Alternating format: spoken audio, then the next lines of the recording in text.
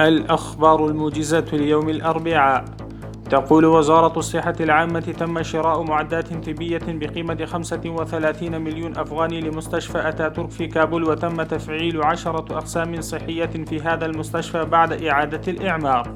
قامت إدارة النقل في مقاطعة ننغرهار ببناء موقف للسيارات لشاحنات البضائع على مساحة 700 فدان من الأراضي الحكومية في بلدة تورخم في منطقة ممندرة.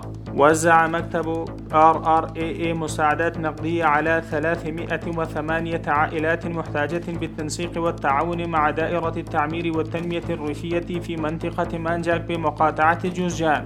وزارة الأشغال العامة تقول أن طريق سالنج الصغير مغلق أمام حركة المرور بسبب تساقط الثلوج بكثافة. تم إنشاء لجنة علماء رزقان بناء على أمر سماحة أمير المؤمنين الشيخ هبة الله حفظه الله تعالى.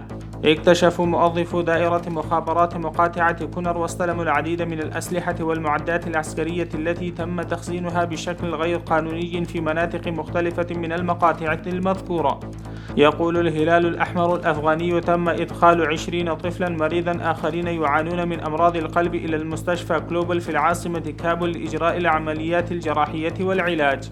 حسب تصريحات وزارة الأشغال العامة، تم إنقاذ عدد من الركاب الذين تقطعت بهم السبل بسبب الثلوج الكثيفة والعواصف على طول طريق سالنج السريع من قبل موظفي إدارة حماية ومراقبة سالنج. وقع الملا محمد حنيف همزة الرئيس التنفيذي لشركة الكهرباء الوطنية جابس، ومحمد أوما أسازادة الرئيس التنفيذي للمؤسسة الوطنية للكهرباء في طاجيكستان عقد استيراد الكهرباء لعام 2023 بحضور الملا عبد اللطيف منصور وزير المياه والكهرباء في الإمارة الإسلامية أفغانستان.